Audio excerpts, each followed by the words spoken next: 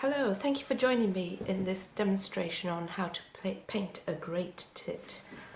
I took this photo out of my studio window as I have so many little birds popping in underneath the holly bush that I can see from my window, and it's just lovely to watch. So I've taken a few photographs, and this is one that I really liked. The look of him, just so cute. So I begin with drawing, obviously, in graphite pencil, and if it's too much pencil you can always daub off with a putty rubber. Just tap on the drawing and it'll lift the pencil marks off, but not completely. So if you don't like pencil marks, that's a good tip. I'm wetting the whole bird, and this is something very important. I do take my time over, is how long and how much to wet it, and this only through practice is you get the feel of it. It becomes instinctive. So practice on anything that you've drawn to paint, to give it shape, light and dark. So I'm wetting it, and I put a lot of water on here. I'm using a small brush, a size 10, because it is a small painting. But I'm still wetting it, and I'm making sure there's no puddles, even though I loaded the brush up with water, and just keep on spreading it so it all becomes evenly saturated. If you start getting a few patches which have gone matte, another really glossy, and it starts puddling, paper starts buckling. So just wet it and spread it for a while. Take your time. I'm adding now cadmium yellow. These are the colours we'll be using, cadmium yellow. Just getting in the light colours first, and because it's also wet, I put paint on my brush, but I scrape it off on the palette so it's not so loaded, and then I have more control of where the paint goes and how much it flows. So if I go with the paintbrush loaded, you can see here it's just starting to spread, so I just quickly lift it off with a thirsty brush, which is a damp brush, not completely dry, and that will lift the colour again. I'm adding a bit of purple to my yellow. I want to put a bit of shadow on the yellow, and purple is the opposite colour in the colour wheel. So I have some mixed up in a puddle already, and I'm just joining the two together, and it does look so dark suddenly, but it dries lighter, so it'll look just right. I need to get that light and dark in there, and do it all while it's wet. So the best tip is, if you're working wet into wet like this is, just have all your colours mixed up, light tones, dark tones, different colours to mix with other colours. Have that already pre-ready for you to go and use. Just a few more details in the shadows. Just adding a few darks. I just keep on looking back to the reference image where I can see the darks, and I see them as shapes, so that makes it easier to know where to put them.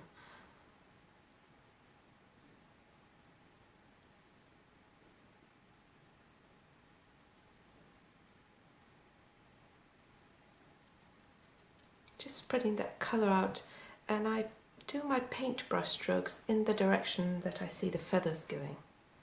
Now I'm going to add some blue, because he has a black head, but when the light shines on the black, the highlights seem to appear blue.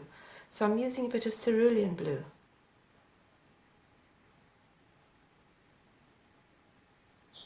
A little bit on his beak. See, I just look everywhere where I can see a little bit of blue.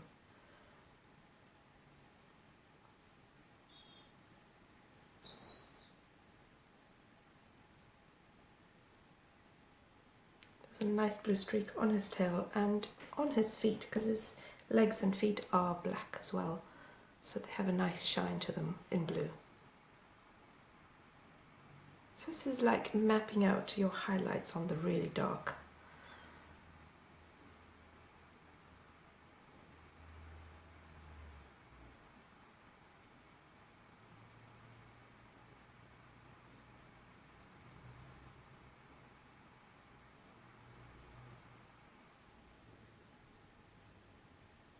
If you need to go on a straight line, good thing to do is do a quick brush stroke. Look ahead where you're going to go and then do a quick stroke.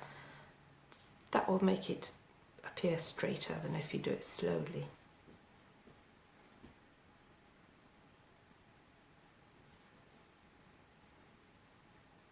Now I'm mixing up black, so I've got ultramarine and burnt sienna and making my greys and blacks, so I'm putting it on Sorry, this is not black. This is, I'm using raw umber with a little bit of burnt umber in there. And then some grey on top, which I've mixed up with the raw sienna and burnt umber. Sorry. With the burnt sienna and ultramarine, I make a nice grey. But this is more raw umber in there. I can see little hints of green just coming through the raw umber, but that's a good colour to use, raw umber. And if you're painting something and you've missed a little bit, like I've missed, left the paper white, happy accident, just don't be tempted to go and cover it up, just leave it. It just gives it that little bit of interest in the painting if you have little white bits of paper. I notice I didn't wet the white stripe on his back feathers, and that's, the paint hasn't gone there, so that's going to keep it nice and light. So it's where you don't put water is also very helpful. So now I'm adding a very strong mixture of ultramarine and burnt sienna. It's made it like an indigo and I want to get it nice and dark. So I'm going to mix a little bit more pigment and make it into my black. I would recommend always using a black when you want to do something like this. Don't use straight black because that will make it look flat. Mixing burnt sienna and ultramarine gives a beautiful strong black. Nice rich colour, gives it more dimensions. I can see the paper is still really wet, so I've had too much paint on my brush, so I might mop a little bit off so it's not depositing so much on the paper when I put it. I'll have more control as to how far it travels if I do it this way. The paper is still quite wet. If you find the paper is starting to dry, depending on the climate, or the room that you're in.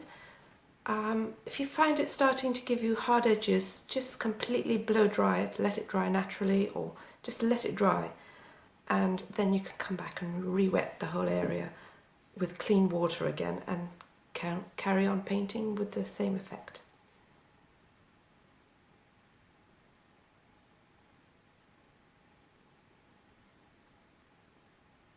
So the beak is dry. You can see that water is not, paint isn't flowing onto the beak.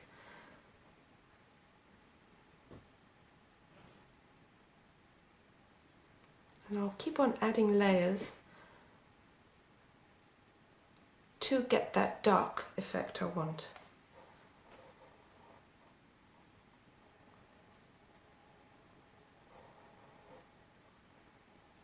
Make sure your paint is thick and dark, and not loading the brush when you're adding more layers because it could easily spread out too much.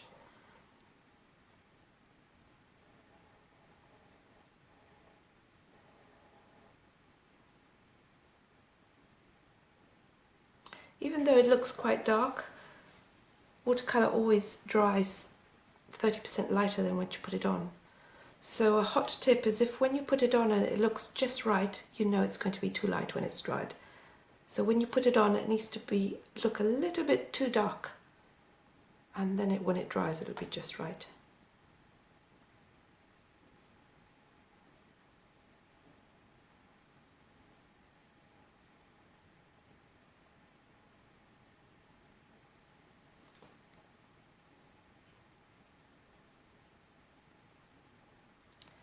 Just enhancing the shaded area just there, which I'm always looking at the reference picture, lifting off a little bit of paint where I see some more highlights on the image.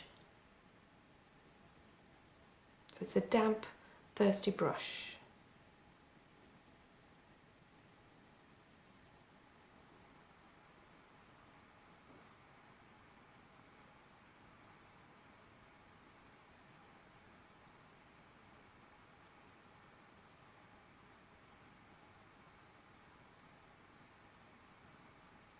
So here I see the paper was a bit too wet, so I'm just lifting the paint with a clean, damp brush just in one direction and lifting a little bit off that cheek area.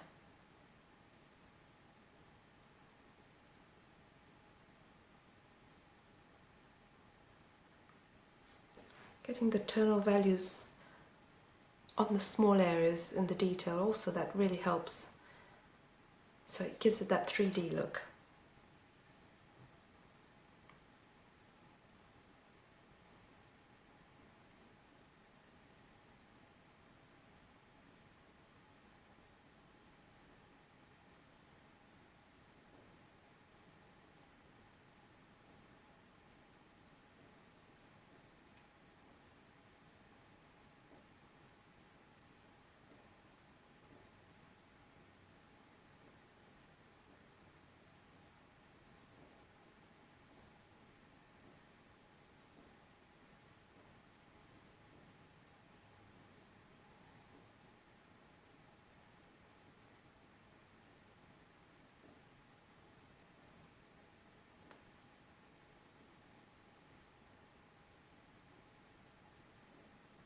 So I keep on adding the layers. Still, it's still quite damp, my picture, because I've added the water, the watery paint, and now the really thick, darker paint.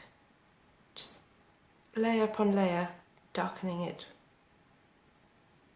so you don't have to go back afterwards. You can keep on adding those colours, the thick, rich, dark colours, to create the tonal value you need.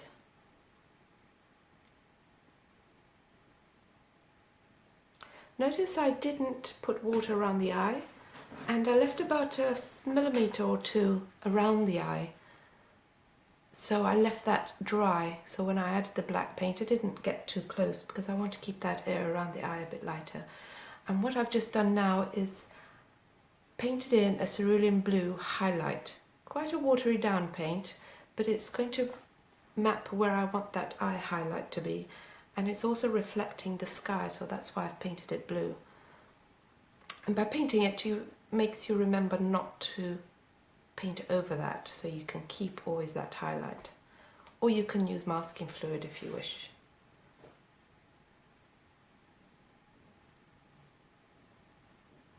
So I'm just lifting a little bit more off his feet to get back the light blue, which I put too much dark colour around. And I do this with a flat brush. A very thin flat brush, maybe a 1/4 of an inch or 1/8, very thin, and just using it damp on its side, it's really good to remove little bits of paint because it's quite a stiff brush.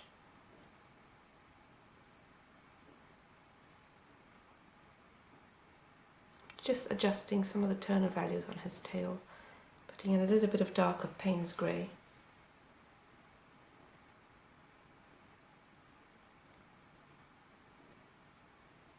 So you can see my paper is drying a bit more there.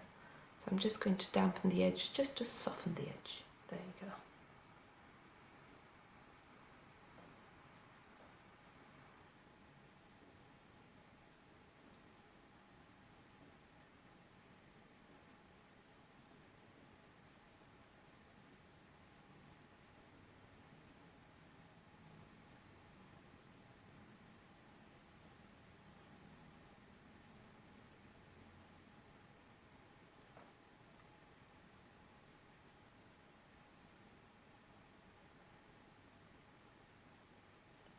Just want to emphasize the feathers a little bit, not put too much detail in, just give it a show where the feathers are.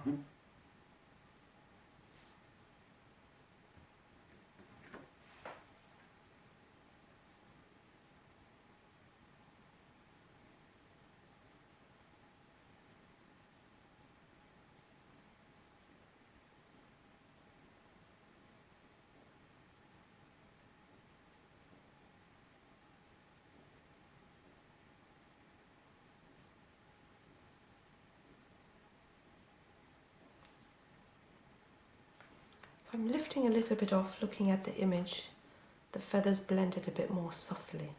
So just with a damp brush, just run it on the edge to give it a more of a softer look. So now I'm painting with black. Now the only time I use black straight from the pan or from the tube without mixing any other colour is for the pupils of the eyes. I'll always use black for this.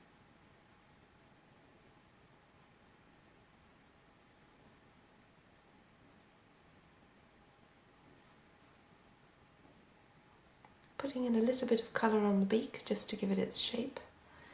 Just always looking at the lights and darks. On the beak there's even the shapes of the dark on the beak. When you put it all together, it just looks like the beak. Makes it look curved and it's got shape and form and weight.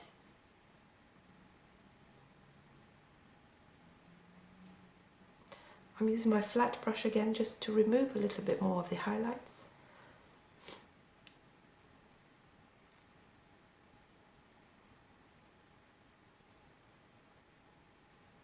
Just popping in his nostril.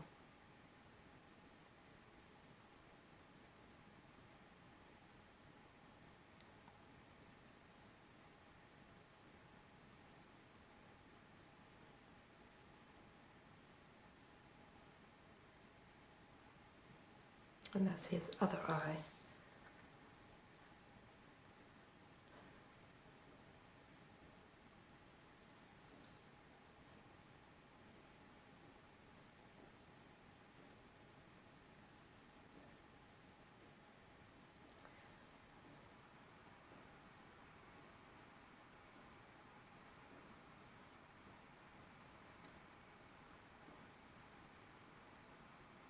So now this is quite a fun part of the painting. It's going in with a small detail on the fine brush, just the final touches, and it's usually adding darker colours to emphasise that 3D.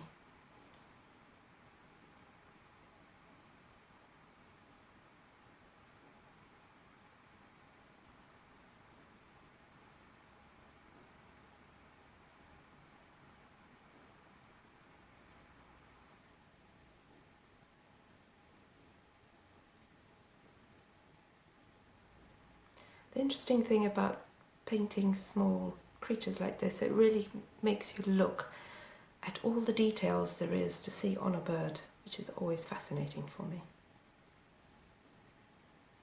It's all about looking at soft edges and hard edges, tonal values, blending or non-blending, and how wet the paper is. So this is a really good exercise for practicing your wet into wet techniques and having control over how far the paint travels and where you want it to go. And this comes with practice.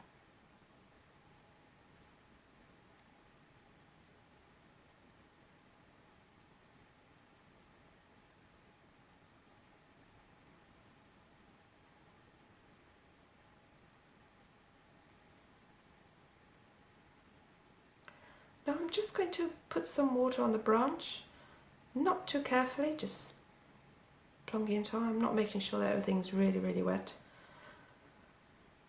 but keeping within the lines. And now I'm going to use burnt umber or raw sienna, and then burnt umber or a bit of ultramarine mixed in there.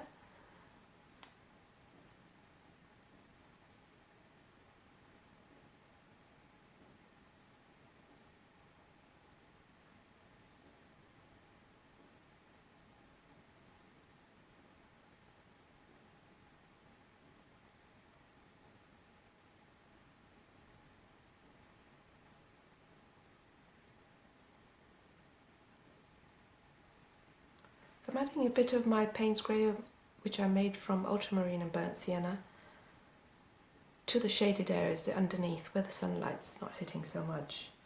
And I also shade underneath the bird because he's making a shadow on the branch.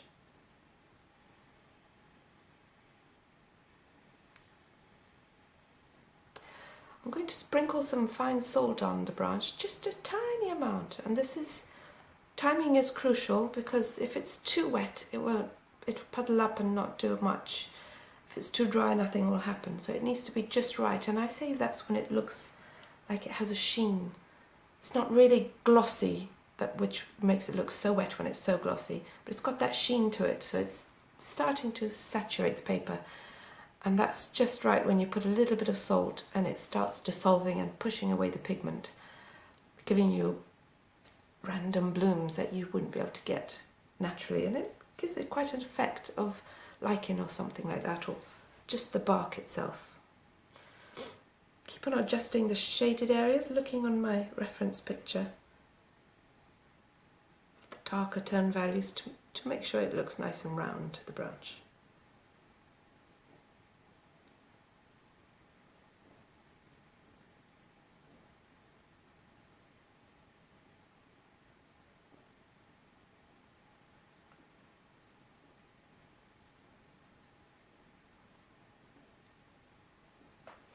So I'm just darkening around his eye, bringing actually a damp brush so it grabs the colour from around and puts it in that white area which I had saved. But it just dilutes the paint around there a little bit, puts some colour in but keeps it light.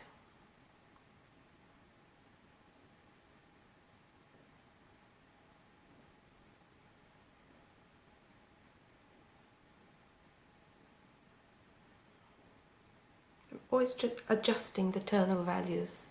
I think that really ties in the painting together. If you have one shadow of something, make sure that most of all the tonal values of all the shadows are the same, or roughly the same.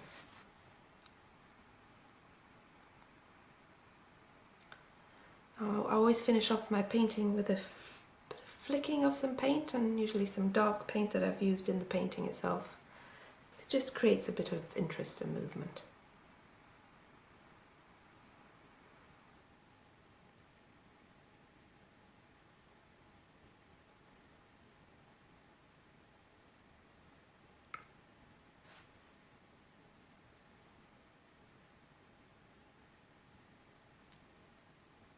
And that's it. I hope you've enjoyed this demonstration, and join me, follow me for more future videos for you to enjoy.